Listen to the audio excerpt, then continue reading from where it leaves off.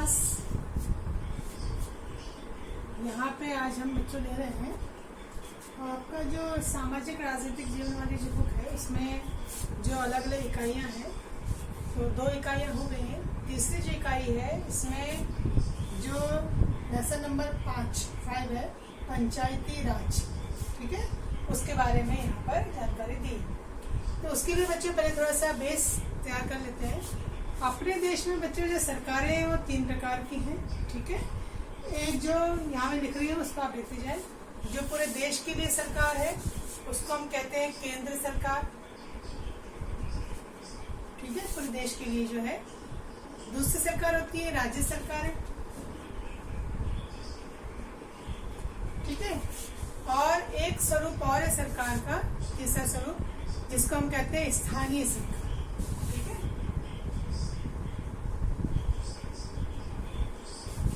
स्थानीय local government. अभी जो लोकल गवर्नमेंट है बच्चों, ये 2 जगह होती है, क्योंकि अपने देश में लोग 2 जगह निवास करते हैं, एक शहरों में एक गाँव में, ठीक है। तो ये 2 जगह स्थानीय सरकारें कार्य करती हैं, शहर में और गाँव।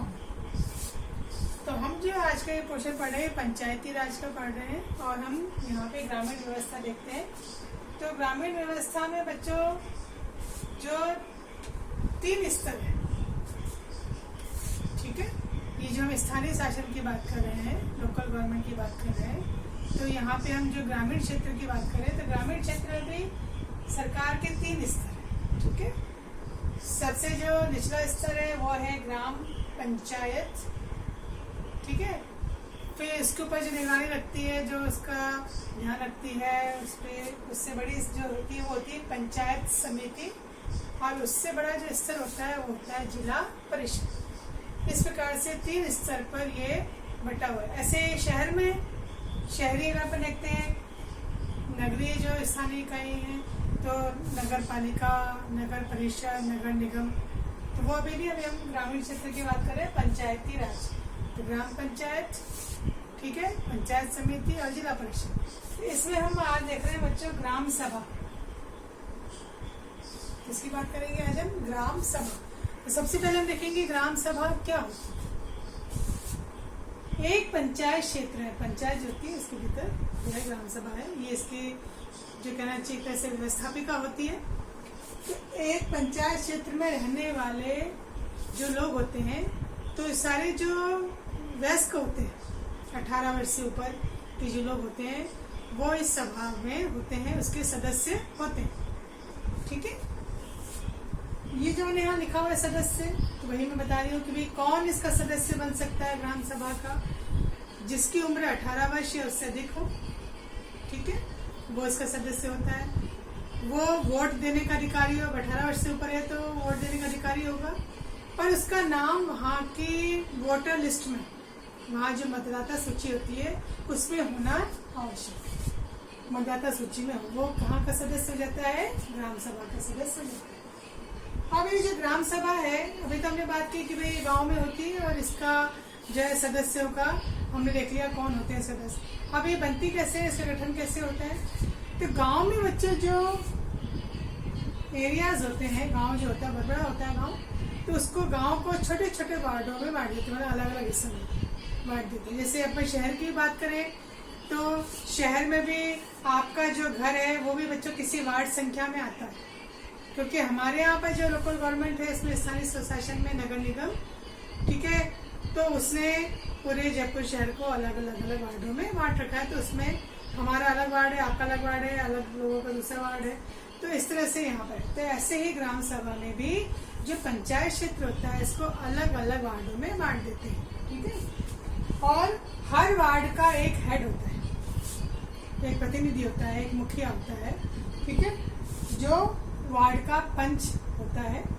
और ये पंच सब मिलकर के और सरपंच को चुनते हैं। उनका जो और हेड होता है, सरपंच जो मुखिया होता है, उसको यहाँ पर चुनाव करता है, ठीक है। तो पहले तो छोटे छोटे वार्डों में ग्राम पंचायत में बांट दिया जाता है, फिर हर वार्ड का एक मुखिया होता है, फिर वो सारे मिलकर के जो है सरपंच का चुनाव यहाँ पर करते हैं। और इसका कार्यकाल कितने वर्ष का होता है, 5 वर्ष।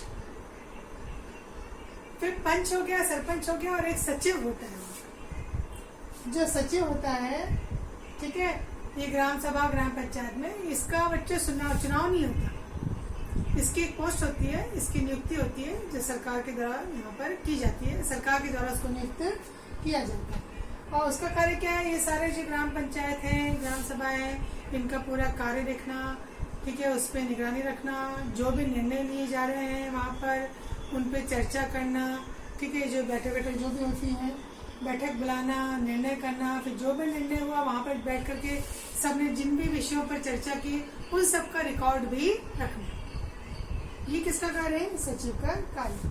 अब ये जो ग्राम सभा की बैठकें होती हैं बच्चों, उस बैठक में बहुत सारे निर्णय लिए जाते हैं, और निर्णय किसके लिए लिए जाते हैं, गांव के लिए लिए जाते हैं, ठीक है। अब गांव के लिए निर्णय लिए जा रहे हैं, कौन से निर्णय लिए जा रहे हैं, गांव में पानी की समस्या है, बिजली की समस्या है, ठीक है, या सड़कों की निर्माण की बात है, या कोई सामुदायिक केंद्र बनवाना है, कोई भी ऐसी चीज जो गांव के लिए आवश्यक है, उसके लिए वहाँ पर निर्णय किए जाते हैं, वहाँ पे चर्चा होती है।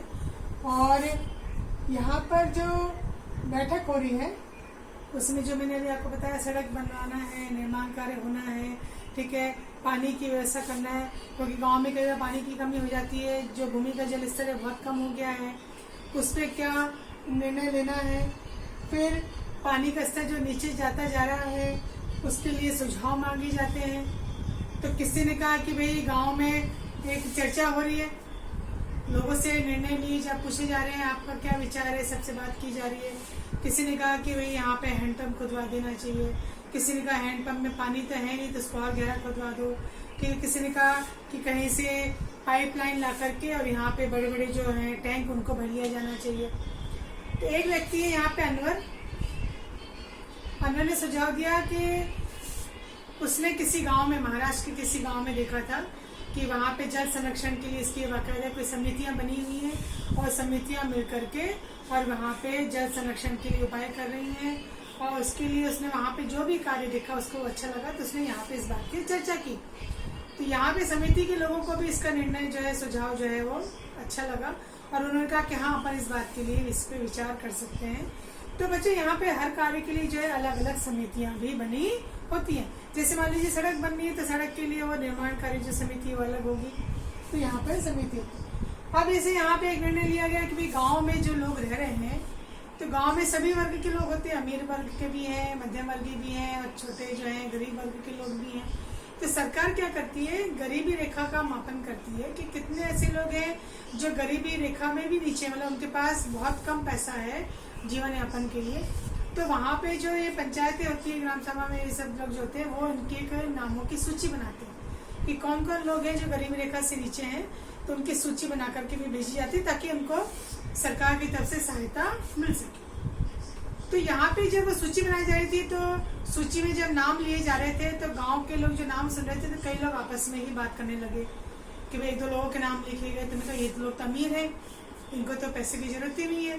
किसी ने कहा कि भाई ये व्यक्ति तो चाहे ये गाँव के जमींदार का बहुत खास आदमी है, इसके पास तो बहुत जमीनें हैं। तो आपस में क्या होने लगी, उनमें चर्चा होने लगी। एक ने कहा कि इसमें भाई एक व्यक्ति का अमरचंद का नाम तो है ही नहीं, वो तो बहुत गरीब है, मजदूर है, उसके तो जीवन यापन के लिए भी पैसा नहीं है, इस तरह से। तो वहाँ पे चर्चाएं हो रही थी। फिर इस तरह से जब चर्चा होती है तो लोगों से पूछा जाता है आप क्या कहना चाहते हो, किसके बारे में कहना चाहते हो।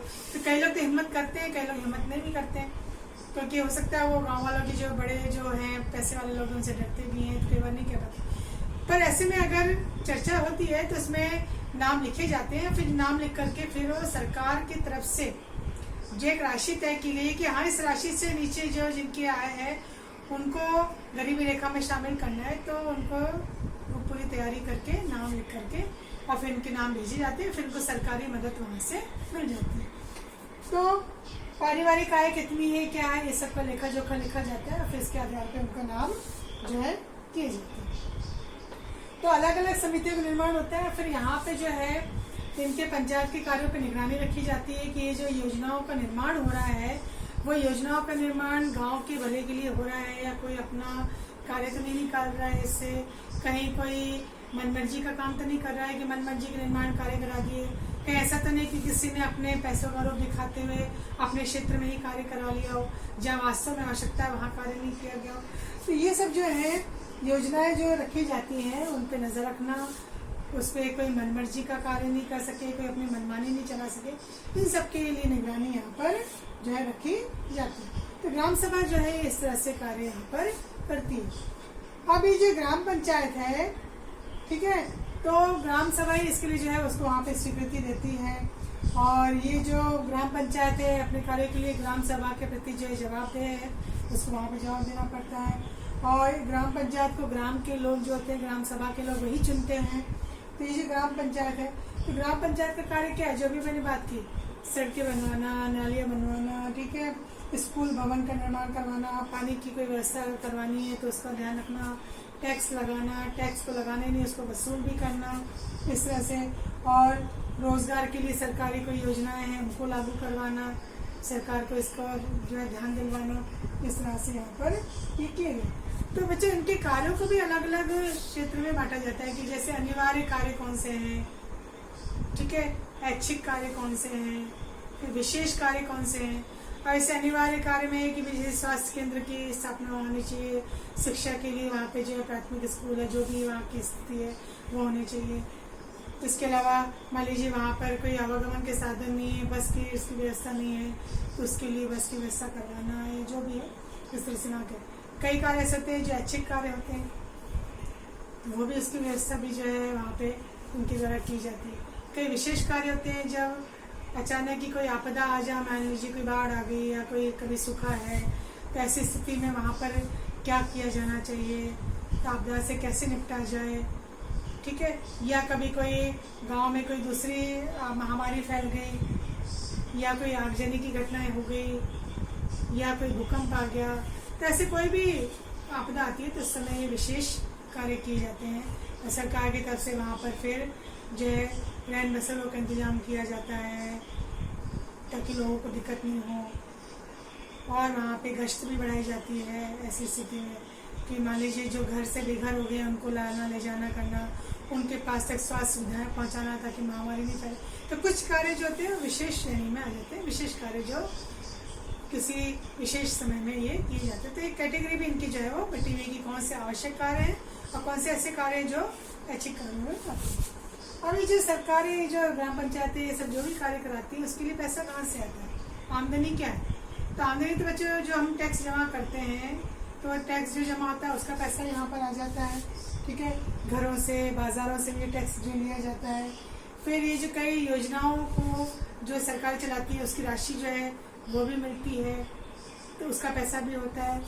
इसके अलावा अनुदान होता है सरकार की तरफ से, कई बार अनुदान जो है फंड जैसे मिलता है, तो उसकी राशि से भी जो है वहाँ पर कार्य किए जाते हैं। तो ये आमदनी का जरिया होता है जिसके जरिए यहाँ पर काम होता है। तो एक ये गांव की एक छोटी सी ग्राम पंचायत की स्थिति थी कि किस तरह से ग्राम सभाएं काम करती हैं और ग्राम पंचायतें उनके अंतर्गत जो है कार्य करती है।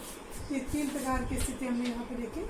पहले स्तर पे ग्राम पंचायतें होती हैं, फिर इससे बड़े स्तर पे पंचायत समितियाँ होती हैं। पंचायत समिति के अंदर में बहुत सारे गांव होते हैं, और फिर इसके ऊपर पंचायत समितियों के ऊपर होती है जिला परिषद। ये जो अपना चैप्टर है बच्चों है ही इसके बारे में, पंचायती राज।